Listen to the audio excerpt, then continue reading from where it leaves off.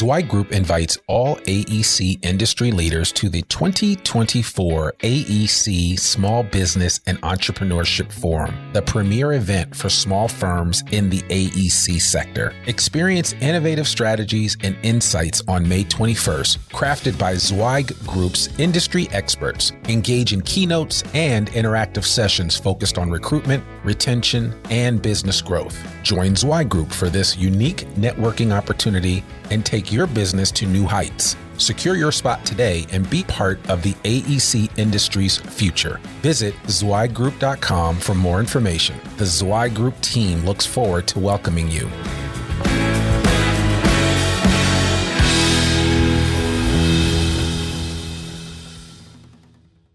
You're listening to a Zweig Letter Podcast exclusive, putting architectural, engineering, planning, and environmental consulting guru Mark Zweig and his team of expert straight talk in your ear. Mark has more than 30 years of experience helping AEP and environmental firms thrive, and these podcasts deliver his invaluable management, industry, client, and HR advice directly to you, free of charge. The Zweig Letter Podcasts let you develop professionally, wherever you are.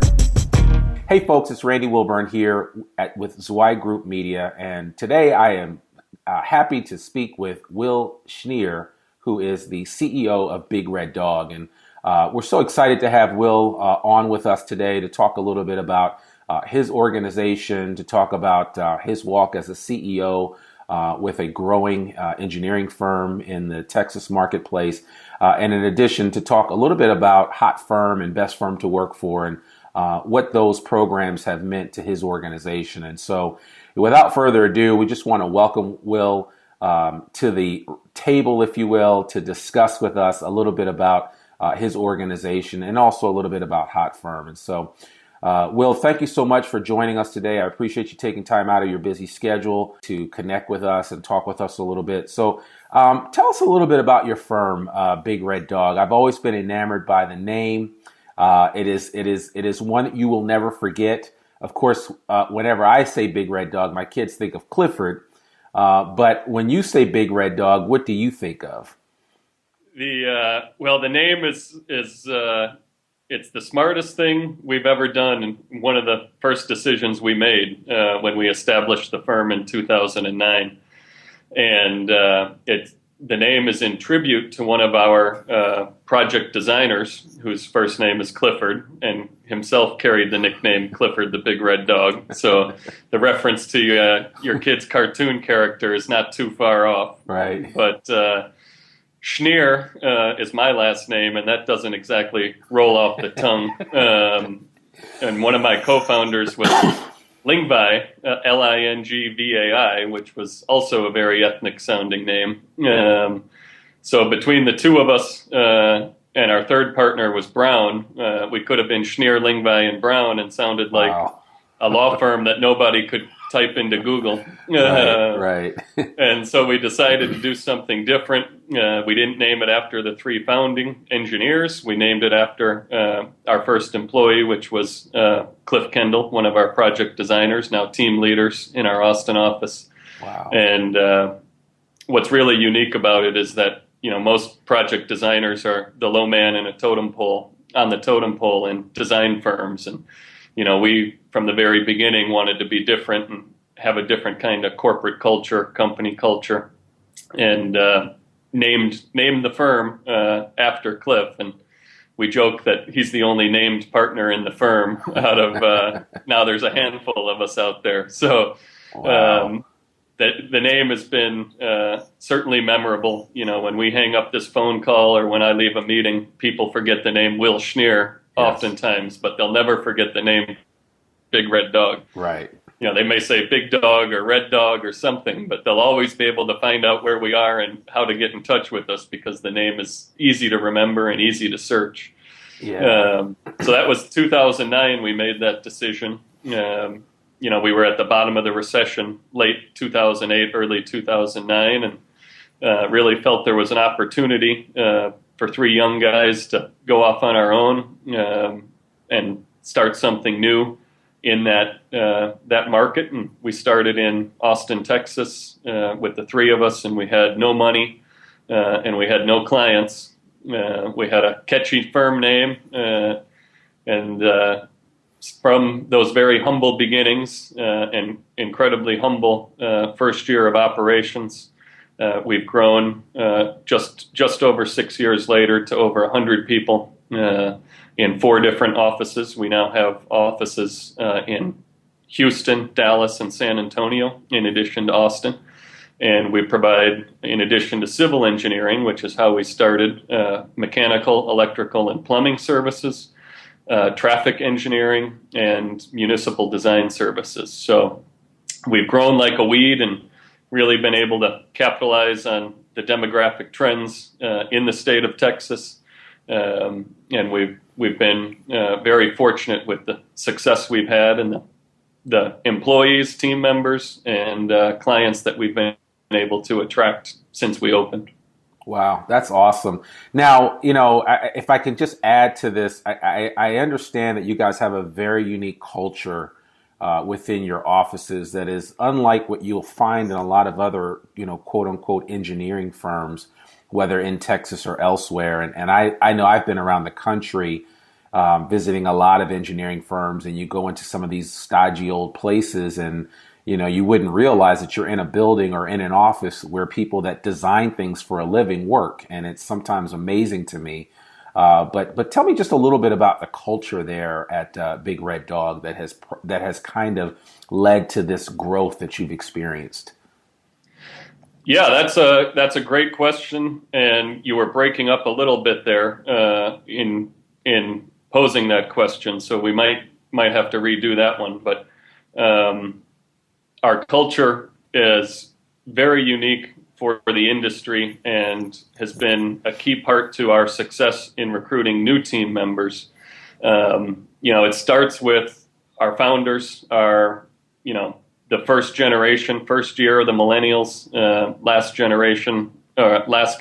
years of Generation X. So the 3 founders are still under 40 years old. And starting with that, we wanted to get away from a cubicle atmosphere and very much modeled the corporate culture and the office setups after more of a technology type business. And Austin has the nickname Silicon Hills and is very proud of their technology history, starting with Motorola, continuing to Dell, and now Facebook and Google have significant presences here, as do many other tech companies.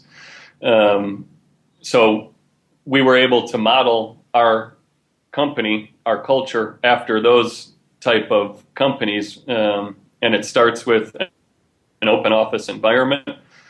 Everybody is sitting in an open atmosphere and able to collaborate directly, including myself. Nobody has a walled office at our company in any of our offices.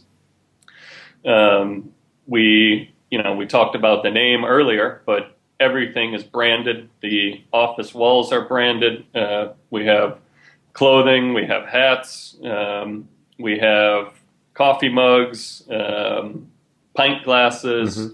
The water bottles are branded. And it extends to how we treat our team members. Every office and every team gets to set their own office hours. Some people like to work 7:30 to 5:30 4 days a week and 7:30 to 11:30 on Fridays. Okay. So they always have a half-day Friday. And other offices choose to work 8 to 5. And we give them that freedom to set those office hours. And the people who are working in those offices really appreciate that they're not judged by how long they're sitting in their chair. And then, we could take it a step further. We pretty consistently have catered lunches in the office, which is consistent with a lot of those technology companies that serve their team members lunch in the office and keep them in the office and talking with each other and collaborating. And saving them the money to have to go out and buy their own lunch. And it just kind of builds on itself. You start attracting people who like that atmosphere. They tend to be very collegial and fun and outgoing, and that attracts more of the same. So, our by and far one of our largest selling points for prospective team members or prospective clients is to walk them through our office, let them get the feel for how we operate, and it either hits the nail on the head and they're in love at first sight, or they know that this isn't the place for them and they need to keep looking. And right. Fortunately for us, we've attracted an excellent team and client list, and it's not due to my sales efforts or the sales efforts of any of our principals or office leaders. It's really due to the way that the office operates, and that starts at the bottom and extends to the top. And it's very much an open atmosphere in that regard. Wow. Well, with that said, I mean, it certainly that really resonates with me. I'm just curious to know if you see a trend happening in the industry where more firms are moving towards this. Are you starting to see maybe some of your competitors adopt some of the ways and practices that you guys have instituted from the beginning for the most part? Or is it still business as usual, maybe in your neck of the woods there in Texas? Both. When we started in 2009, I mentioned we didn't have any money. So how we marketed ourselves was through social media channels, LinkedIn, Facebook, and Twitter being the primary ones.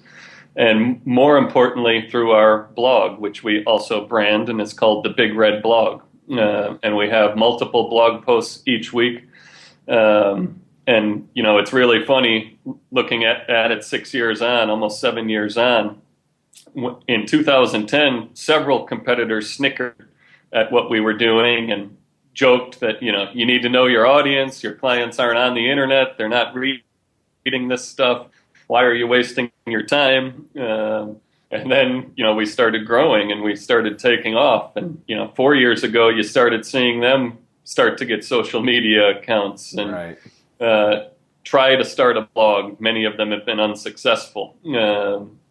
And because it really, the leadership has to drive that stuff. You can't, appoint it to a marketing department. The leaders have to be fully engaged in your marketing efforts.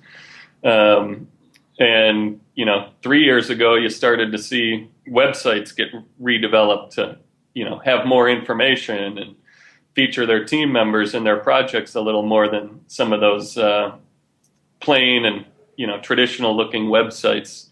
And now, you see people changing their logos. We had one prominent competitor in Austin who just got bought by Stantec, but they had a blue Times New Roman logo, and 5 years after we were open, they had a big, bold red logo, and trying to play a little bit of catch up. And right.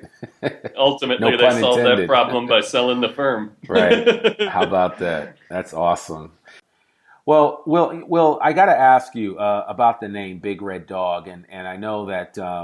That for a lot of people it might seem strange, but just tell me what that has meant, not just to you, but to your employees, as well as to the market at large that you deal with from an engineering standpoint. Very, very intrigued to hear about the name. You've talked about how the name came about, but I'd love to find out a little bit more about just about how it's impacted you from a brand standpoint. It's had been very positive from a branding standpoint. When we always get the question, how'd you come up with the name Big Red Dog? And right there, you've got people interested in your story, interested in learning more about you, and then it's up to you to deliver a spiel that's captivating enough and inviting enough to let them in on the name and in on the culture. And okay. When you tell young engineers, even experienced engineers, that this is not a company, that exists to glorify the founders. Our founders' names aren't even in the company name, and you won't see them on the letterhead anywhere. That rings home as, more of a holistic organization, an organization that wants all ships to rise and not just the people at the top. And then, out in the marketplace, it's, when we enter a new market, we have to explain the name and explain the brand. But what we're finding, 6 years into this, is that the name and the brand is preceding us into many of the markets that we're entering, and people are well aware of who we are. When we do show up and when we do arrive, we just opened our Dallas office last year. All of our competitors, when we would go to real estate council events or other networking events, knew who we were already, would make comments like, "Oh, you guys are up in Dallas now. Great." Yeah, we kind of figured you would be here soon enough. We didn't think it would be this soon. Right. And it's, it's really been, I think it's the smartest thing we did when we started the company. And then we invested in the URL, bigreddog.com, which is an easy URL to remember. Right. It's all been very, resulted in tremendous things for us as a company. Wow, that's great. So, and I think we were talking earlier, and we kind of alluded to the fact that not just the company name and the brand itself, but it extends also to your employees and the way that you treat them, and a lot of the things that you guys do that you may find that don't happen in traditional engineering or architectural firms. Just tell us a little bit more about that, and in your mind, why it makes a difference for you and the way that you treat your people. Well, number one, the number one factor with how we view treating our people is, they're the asset that goes home every night, and they're the asset that recruiters are calling constantly and competitors are calling constantly. And when you layer that in with, present day, mindset of team members, there's very little loyalty to the company if the company doesn't reciprocate and offer loyalty back. Right. And that starts with, giving them a say in the operation, letting them have a say in, how they think they can do their jobs better, giving them pretty consistent feedback on how they're doing their jobs day to day.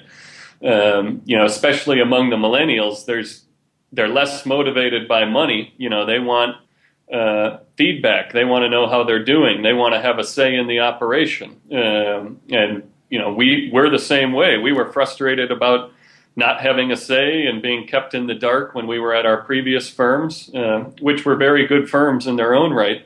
But, when we started the firm, we had to do something different to attract talent. When we were 4 people, how are we going to get the 5th person to a company named Big Red Dog that doesn't have much work to do, without being able to offer them some benefits in that regard.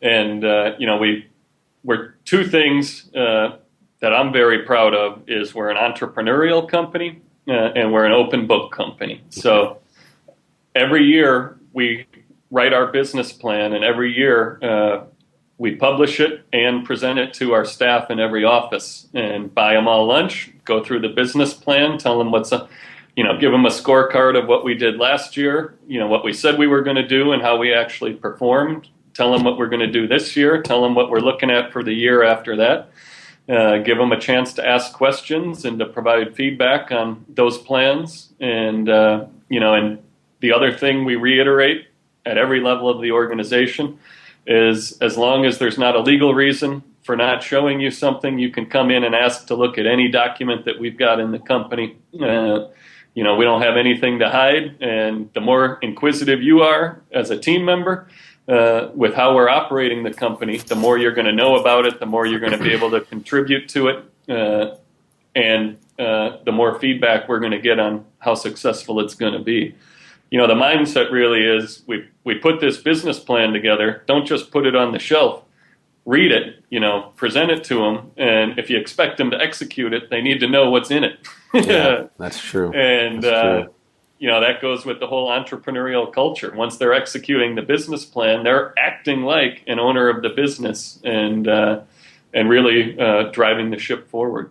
Wow, that's awesome. Yeah, that makes perfect sense, and it gives us a nice segue into our next question, which was one of the main reasons why we had this conversation in the first place, which was to talk about hot firm and best firm to work for, and I know it's our annual event that we do is a hot firm event. This year it will be in Phoenix, Arizona, on September 22nd and 23rd.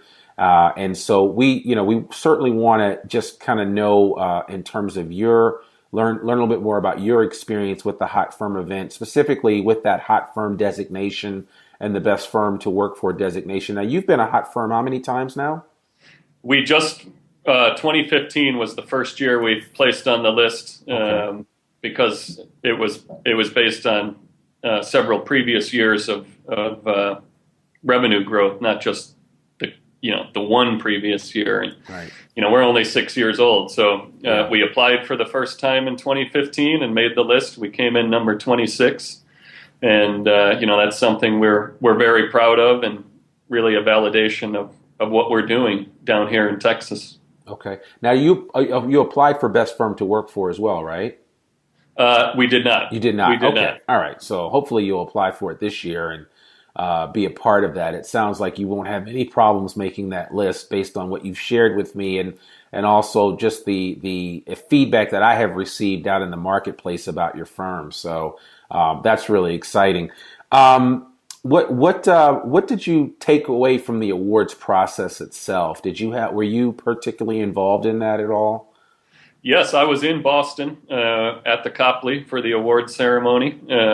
I brought my wife with me, my co-founder and business partner, Bob Brown, who runs our Houston office. Okay. He and his girlfriend joined us, and it was really a first-class event. The Copley was a beautiful hotel.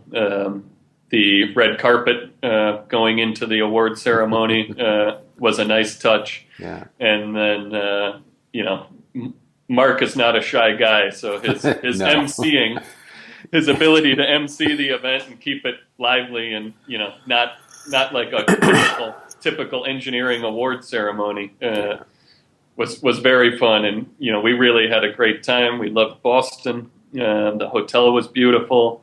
It was located right on Copley Plaza. And, based on that experience, I'm very hopeful that we continue to be somewhere on the hot list and can find an excuse to go to the events in the future. Really looking forward to Biltmore this year. So, oh, that's awesome. Yeah, we look forward to having you there with us for sure. How did the staff react there at Big Red Dog to being named to the hot firm list, and how did it resonate with them? The reaction was incredibly positive. When you tell people, they're working very hard day in, day out. We all are. And these outside awards, Hot Firm Award in particular, is a great validation of those efforts. When they can go home and tell their family members and tell their friends and tell the people they went to school with that, yeah, my firm was the 26th fastest growing engineering and architecture company in North America or in the United States and Canada out of thousands of firms. That's an incredible feather in their cap, and it provides validation and a source of pride for all of our team members. And it's being on the hot firm list, being the 26th fastest growing engineering and architecture firm in the United States and Canada is certainly a tremendous honor, and we were able to parlay that honor into a full-page, multiple-page feature article in our newspaper here in Austin, the Austin American-Statesman. And it came out on a Sunday edition, the one edition people all still subscribe to. And, it probably got 300, 400, 500, emails or text messages or pats on the back about that article from, our network, whether they're team members or co-consultants or competitors or clients. And it was really a tremendous honor back to back being, not only receiving the award, but being featured in the Austin American-Statesman. You wake up on Sunday morning, and it happened to be my birthday. It came out October 11th. Oh, nice. So I woke up, my wife had breakfast ready, and then I showed her our company in the paper, and it was really a hell of a way to wake up on your birthday. Absolutely. Absolutely. I'm sure you have that article framed somewhere in the office. So there's one of them there. Yeah. So yeah, that's cool. That's very cool. Well, that's great. That's a great story. And that was actually, you beat me to the punch, because that was my next question, which you've since answered, which was what was the success or an outcome that you experienced because of the hot firm designation. And so getting that local press, I'm sure, has helped quite a bit. You talked about the impact to your employees and just the pride that the hot firm designation has instilled in everyone. And so that's really exciting to hear. I'm going to go and I'm going to end up with this one question, just which I think will be really interesting for other young engineers and architects to hear from someone like yourself that has had a fair amount of experience at a young age. What would you say to the young architects and engineers that are coming into the industry nowadays and are sometimes jaded by the fact that our industry can operate in a way that it can seem archaic at times? How would you encourage them to kind of step out of their comfort zone the way that you did back in 2009 and possibly initiate something different, something exciting, something new, like a big red dog or something along those lines? What would you say to encourage those young engineers and architects that are just coming into this industry now? Number one, know the position you're in. One of the things I tell our folks all the time is American universities are graduating fewer and fewer engineers every year. And when you layer on top of that a few things, number one, development regulations, construction regulations at every level of the government, from municipal all the way up to federal, are not getting easier. Yeah. They're never going to get easier. So there's fewer engineers and more regulations, which is tremendous job security. And for us in Texas, you put on top of that the icing on the cake of 1,000 people a day. 1,000 people every day are moving to the state of Texas, and 8 out of 10 of those are moving to the 4 places where we have a significant presence: Austin, right, Dallas, Houston, and San Antonio. Yeah. So, one other thing that they really need to consider is, what they perceive as an archaic industry is very much an industry in transition. The engineering firm leaders who are in their 50s and 60s and 70s, have done a tremendous job building and leading their firms ever since they've been in those positions. And not to take anything away from them, because they've been my mentors, they've taught me the business. But you look at, most firms in our industry today, between the 35-year-old guy and the 60-year-old guy, there's not that many people in the organization, particularly in Texas. The savings and loan crisis and bank failures of the 1980s really hollowed out a whole generation and a half of potential leaders in engineering firms. So right, the transition for a millennial or a Generation X type employee to step into a leadership role they don't have to wait 10 or 15 or 20 more years. They can do it right now. Right. And there's a whole lot of these guys that don't have a succession plan, don't have a transition plan for their firm. And if you've got the skill set and the desire to step up and be that transition plan and start to take over some of the leadership responsibilities, it's a golden opportunity, whether you're 24 years old and right out of college or 34 years old and have 10 years of experience. And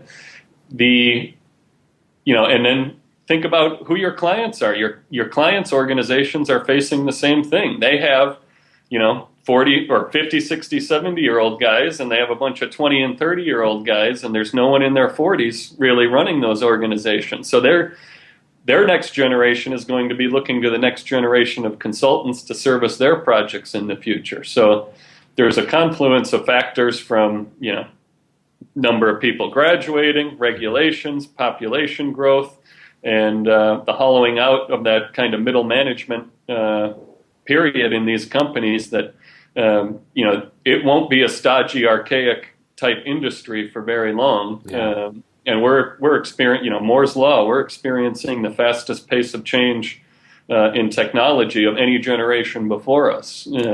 Virtual reality is the hot new buzzword. Well, I may be able to go to the Hot Firm Awards in 3 years with a headset on my head from my conference room. Right, right. Who knows? And that's certainly not archaic. Yeah. No, that's true. That's very true. Times, they are changing, and certainly you guys are staying ahead of the curve, to say the least. And man, I want to thank you so much for taking time out of your busy schedule to just share with us a little bit. And so, in the interest of sharing with those individuals that may be listening to this on a podcast or actually watching the video somewhere, can you let people know how they could reach out to you if they had any questions for you, Will?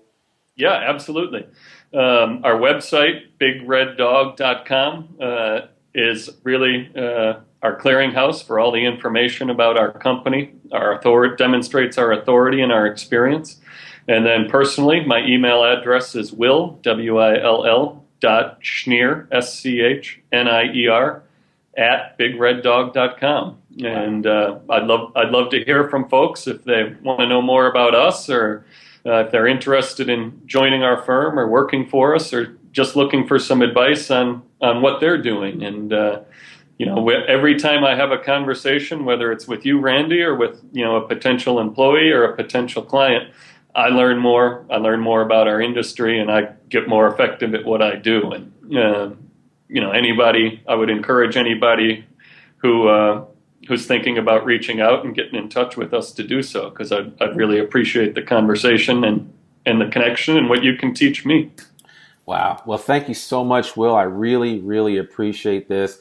I want to thank everybody for listening to this video or podcast, depending on what format you're listening to this in. Certainly want to encourage you guys to take part in the 2016 Hot Firm, Best Firm to Work For event that will be taking place at the Arizona Biltmore Hotel in Phoenix, Arizona. And that will be September 22nd and 23rd. It is going to be an outstanding event. And if you're in the engineering or architectural space and the design community as a whole, and you want to be a part of something special, please come out and join us. You'll be able to find out more information about that at zweiggroup.com. Once again, this is Randy Wilburn for Zweig Group Media. Thanks again for listening in, and thanks for hearing from our special guest today, Will Schnier, and all the amazing things that they're doing at Big Red Dog. I hope you have a great day, and I will talk with you soon. Thanks for tuning in to this Zweig Letter Podcast exclusive. We hope that you can apply Mark's no-holds-barred advice to your daily professional life. For a free transcript of this or any episode of our podcast, please visit info.zweiggroup.com/podcast. If you want more wisdom and inspiration, in addition to information about finance, HR, and marketing your firm, subscribe to the print or digital version of the Zweig Letter online at zweiggroup.com/publications.